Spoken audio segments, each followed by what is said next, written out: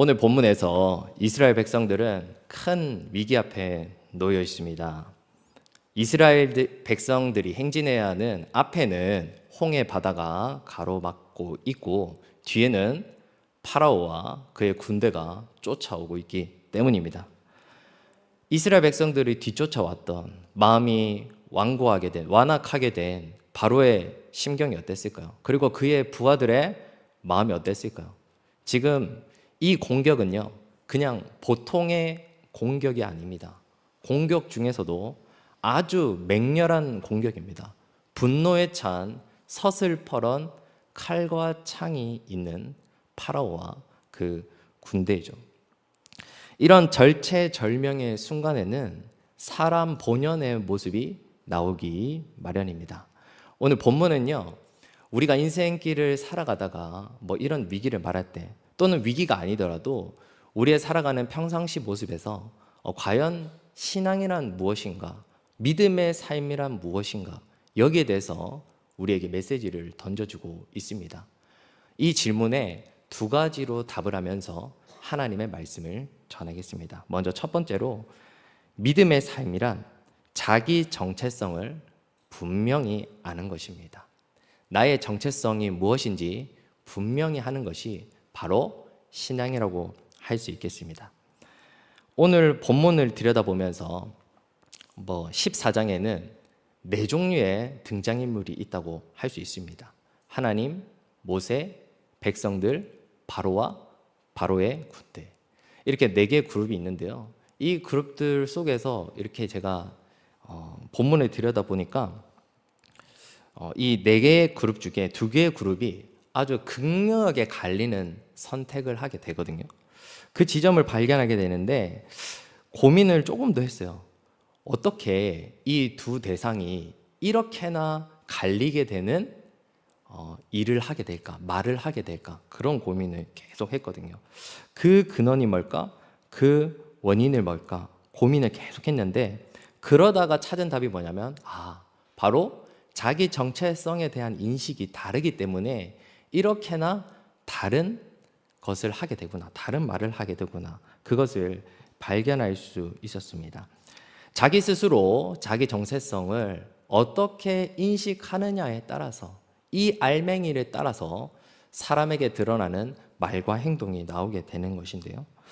먼저 첫 번째 대상은 이스라엘 백성들입니다. 오늘 본문인 14절까지로만 해서 14장을 끊었을 때 이스라엘 백성들이 주로 말하거나 행동하는 내용이 어디에 나오고 있습니까?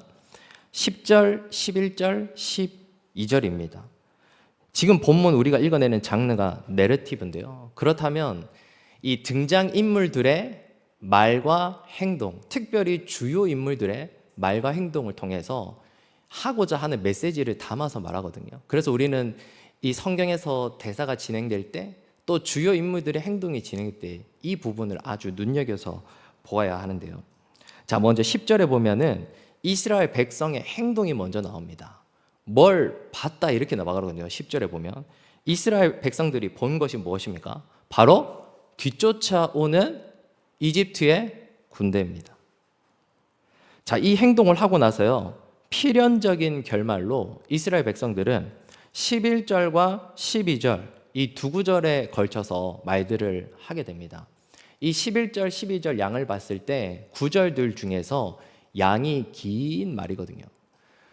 뒤쫓아오는 이집트 군대를 보았던 이스라엘 백성들이 어떤 말을 했습니까? 성도님들께서는 성경책에 11절, 12절을 눈으로 봐주시고요. 제가 이거를 조금 생생하게 한번 읽어보겠습니다. 네, 제가 조금 첨가한 말들도 있습니다. 백성들이 이렇게 말했잖아요. 야, 모세, 너 이러려고 우리를 죽음의 자리로 끌고 왔어? 11절에 아주 유명한 대사가 나오죠. 광야 생활에서 상황만 되면 반복되는 대사인데요. 애굽에 매장지가 없어서 우리를 다 죽이려고 이렇게 끌고 나왔어? 이집트에 몇 자리가 없어서 우리를 광야로 끌어낸 거야? 우리가 언제 당신 보고 이집트에서 구원해달라고 했어? 12절 내용입니다. 그때 분명히 말했지, 제발 좀 우리를 그냥 내버려 두라고. 이집트 사람을 섬길 거라고 내가 그때 말하지 않았어? 이렇게 광야에 나와서 개죽음을 당하는 것보다는 차라리 이집트에서 종살이 하는 게 훨씬 더 나았어. 이집트 사람을 섬기는 게 훨씬 더 나았다고. 이렇게 지금 이스라엘 백성들은 모세를 향해서 삿대질도 하고요. 네, 항의도 하고요. 지금 완전 난리가 난 상황입니다. 근데 본문에서 이 모세를 향한 손가락질이 모세를 향한 손가락질이 아니라는 거 잘 아시죠? 누구를 향한 손가락질입니까? 바로 하나님을 향한 손가락질입니다. 이 이스라엘 백성들이 하는 말이요, 얼마나 심각하고 형편없는 말인지 아십니까? 그냥 사람이 어려운 상황에 처하게 되는 이제 불평불만을 할 수도 있잖아요. 특별히 이스라엘 백성들은 죽음의 위기 앞에 놓여 있습니다. 말 그대로 지금 여기 몇 자리 되게 생겼습니다. 근데 그런 힘든 상황에서 우리가 인지상정이라고 누구나 그런 상황에 놓이면 불평불만할 수 있지, 이렇게 이해하면 절대 안 됩니다. 그것보다 훨씬 더 심각하고 나쁜 말이 이스라엘 백성들이 하는 말입니다. 왜 그렇습니까? 우리 성도님들 출애굽기의 내용들을 쭉 계속 읽어오면서 이 출애굽의 구체적인 목적 기억나십니까? 네, 성경에서 사용하는 표현대로 출애굽의 구체적인 목적이 뭐였습니까? 하나님께서 모세와 아론을 바로 앞에 보내면서 그 앞에 가서 하라고 하신 말이 뭐였습니까?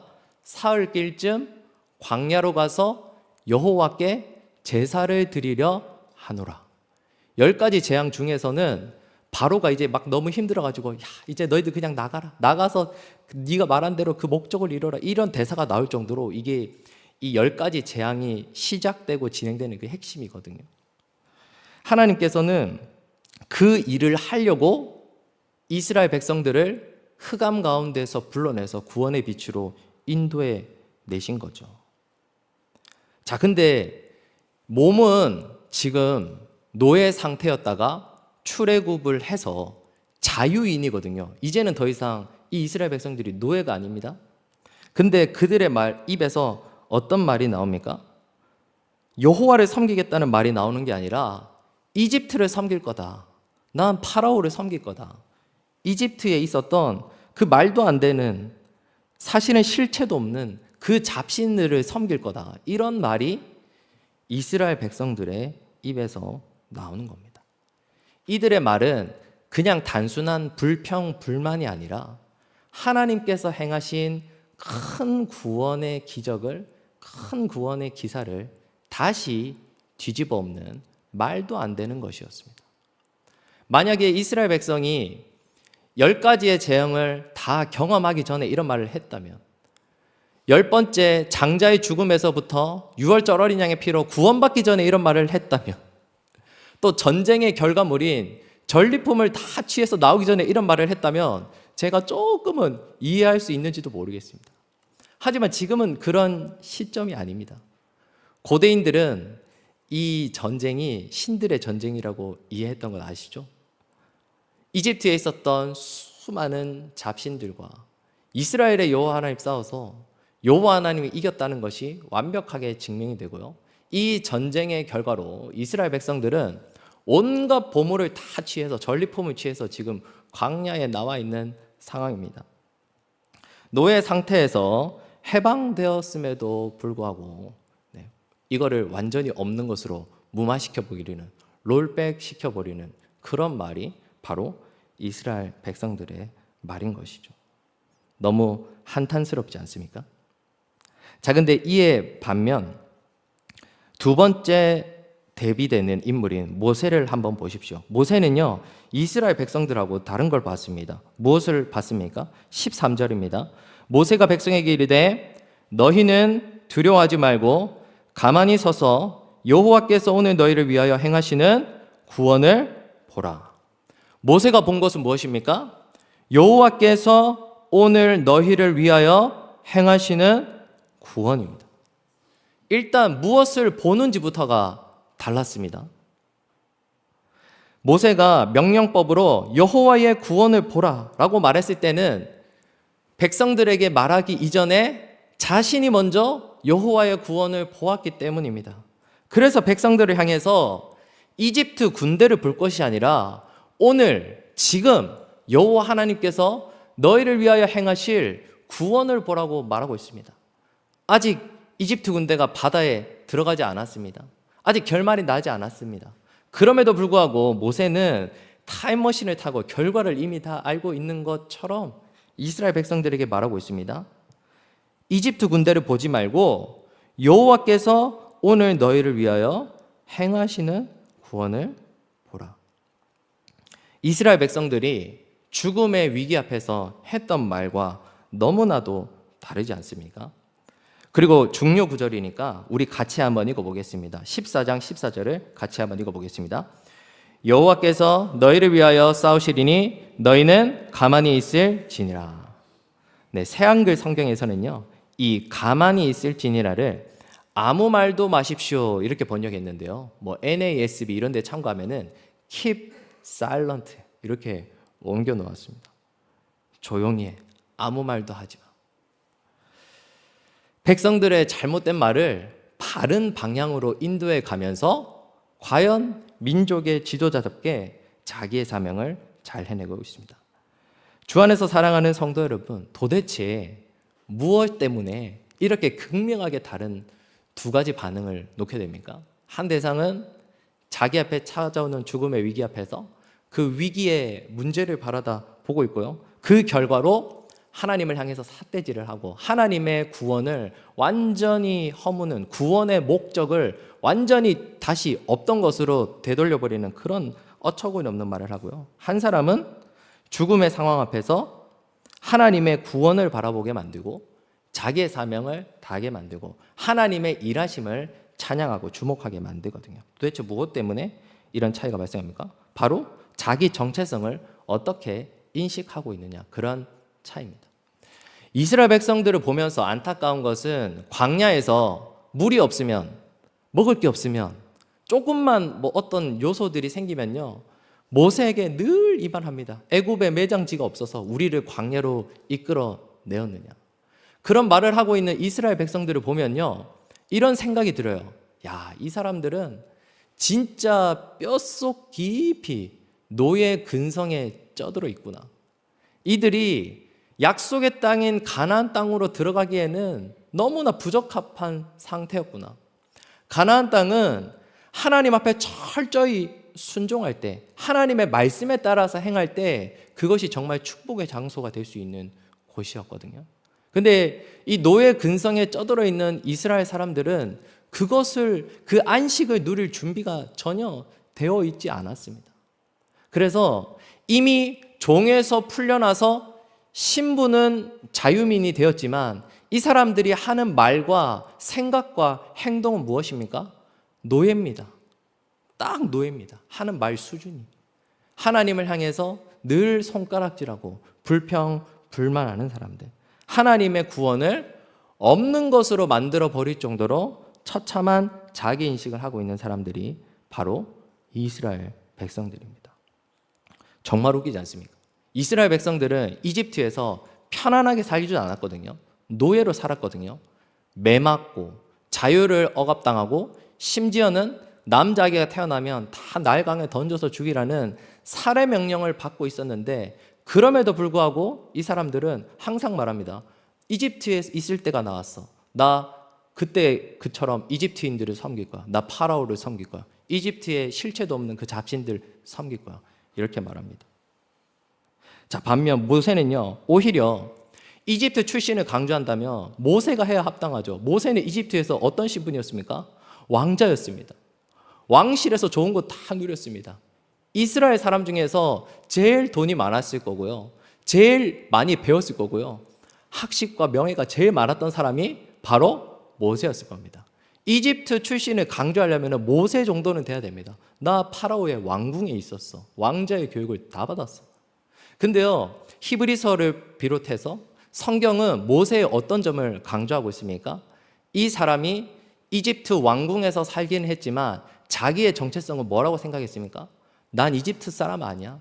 나는 이스라엘 사람이야. 나는 가나안 사람이야. 나는 아브라함과 이삭과 야곱의 언약의 자손이야. 이런 정체성이 모세에게 분명히 있었습니다. 그것이 있었기 때문에 출애굽의 원대한 구원의 스토리 속에서 하나님의 종으로 모세가 쓰임받고 있는 것입니다. 우리 성도님들께 질문을 한번 들어보겠습니다. 우리 성도님은 노예 같은 그런 자기 정체성을 갖고 계십니까? 아니면은 하나님 나라의 시민으로서, 하나님 나라의 자녀로서, 하나님 나라의 왕자와 권세로서 그런 자기 정체성을 가지고 있습니까? 우리가 어떻게 자기 정체성을 갖고 있느냐에 따라서 우리는 삶에서 일어나는 다양한 일들에 우리가 갖게 되는 반응이 달라지게 됩니다. 바라기는 모세가 자기 자신을 향하여서 스스로 나는 이집트 사람이 아니라 나는 이스라엘 사람이야, 나는 언약의 사람이야, 이런 정체성을 가지고 있었던 것처럼 신약 성도들인 우리들은 우리의 시민권은 바로 하늘에 있어. 이것을 늘 기억하고 살아가는 그런 성도님들이 되시길 축복합니다. 그리고요, 신앙의 삶이란 무엇입니까? 하나님의 인도하심을 굳게 믿는 것입니다. 오늘 본문의 장소적인 배경은 2절에 제공되고 있는데요. 이스라엘 자손에게 명령하여 돌이켜 바다와 믹돌 사이에 비하이롯 앞, 곧 바알스본 맞은편 바닷가에 장막을 치게 하라. 이렇게 말하고 있습니다. 쉽게 말해서 이 친진영이 배수진입니다. 초한지에서 한신이 사용해가지고 이 배수진이라는 말이 나오고 우리 회화에서도 종종 나오잖아요. 네. 위기의 상황에서 막 의기투합해서 어려움을 이겨낼 때 뭐 배수진을 쳤다 이런 말을 종종 하잖아요. 뉴스에도 나오고. 근데 그거 아십니까? 이 배수진은요, 좋은 전략이 아니에요. 네. 정말 그냥 어쩔 수 없이 궁여지책으로 하는 게 배수진입니다. 원래 제대로 된 지휘관이라고 한다면은 절대로 배수진을 치면 안 됩니다. 배수진 치는 상황 자체를 만들어 가면 안 됩니다. 우리 동양 전쟁사에서 한신의 이 본을 받아서 배수진 쳐서 뭐 이겼다 이런 기록이 몇 개 나오는데요. 사실은 성공했다는 기록보다 실패하고 초조금 당했다는 기록이 훨씬 더 많습니다. 오히려 기록조차 되지 않는 경우도 있습니다. 승자들의 기록이니까요. 뭔 말입니까? 왜 하나님은요, 이스라엘 백성들을 이런 위기의 상황 앞으로 몰아갔을까요? 하나님이 스릴을 즐기는 분이시라서 그러실까요? 아니면은 약간 고생을 준 뒤에 보상을 주는 고약한 분이라서 그랬을까요? 하나님 절대 그러면 아닌 것 아시죠? 제가 강조하려고 일부러 반대로 해당되는 말들을 말했습니다. 오히려 성경에서는요, 하나님은 날개로 자기 백성을 업어서 이끌어내는 분, 또 어미새가 새끼들을 날개 아래 품는 것처럼 백성들을 따뜻하고 안전하게 품어가는 분, 권능의 날개로 이끌어가는 분이라고 말하고 있습니다. 근데 하나님은 왜 홍해로 이스라엘 백성들을 인도해 가셨습니까? 뭐 여러 가지 이유가 있는데요. 13장의 내용을 참고해 보면 이스라엘 백성들이 아직 수준이 안 되기 때문에 블레셋 군대를 만나면 다 넉다운 될까 봐 하나님께서 오히려 더 쉬운 길로 인도하신 것이 바로 홍해 길이었습니다. 그리고 이스라엘 백성들은 여기에서 죽음을 보았지만 하나님은 무엇을 염두에 두고 있습니까? 핵심이 바로 4절입니다. 하나님은 완악하게 한 이 파라오의 군대를 통해서 바로 영광을 얻으시려고, 그리고 이제는 이스라엘뿐만 아니라 이집트 백성들의 입에서도 바로 하나님을 알게 되는 그런 영광을 얻으려고 홍해로 이끌어 가신 것입니다. 이 완악하게 하다와 영광이 얻다가 유사한 발음입니다. 지금 언어 유희가 사용되고 있는데요. 바로 하나님을 대적하는 자의 완악함이 하나님의 영광으로 바뀌게 되는 그것을 본문이 강조하고 있습니다. 그래서 이스라엘 백성들은 다 이해하지 못했지만, 이스라엘 백성들은 자기 앞에 놓인 길이 위기고 죽음이라고 생각했지만 하나님의 계획은 그게 아니었습니다. 오히려 아주 놀라운 영광을 얻어가기 위해서 여인의 후손이 뱀의 머리를 깨부시고 권세를 깨부수는 것처럼 이제는 이 파라오를 향해서 장자를 쳤을 뿐만 아니라 이 파라오를 직접 다 끝내버리기 위해서, 그 군대를 싹 말려버리기 위해서 영광을 얻으시려는 하나님의 전략이 홍해로 이끌어간 일이었습니다. 믿음이 없이 그저 바라보면은 우리 일상에서 만나는 많은 일들, 또 위기의 일들, 어려운 일들이 죽음의 길, 위기일 수 있습니다. 하지만요, 하나님은 그 길에서 위기와 죽음이 아니라 자신의 영광을 드러내 보이시고자 하는 하나님의 사역의 도구로 삼는 순간들도 있는 것입니다. 우리 성도들에게는 어떤 것이 필요합니까? 이 이스라엘 백성들이 놓여 있는 그런 죽음의 상황, 위기의 상황 앞에서도 하나님의 일하심을 보는 것입니다. 하나님의 역사를 보는 것입니다. 하나님의 영광을 보는 것입니다. 그래서 하나님의 인도하심을 굳건하게 믿고 여전히 믿음의 자리를 지켜나가면서 지금 우리가 기도하는 것처럼 하나님 앞에 기도하는 것이죠. 이렇게 하나님의 인도하심을 굳건하게 믿는 것이 바로 신앙의 삶, 믿음의 삶이라고 할 수 있습니다.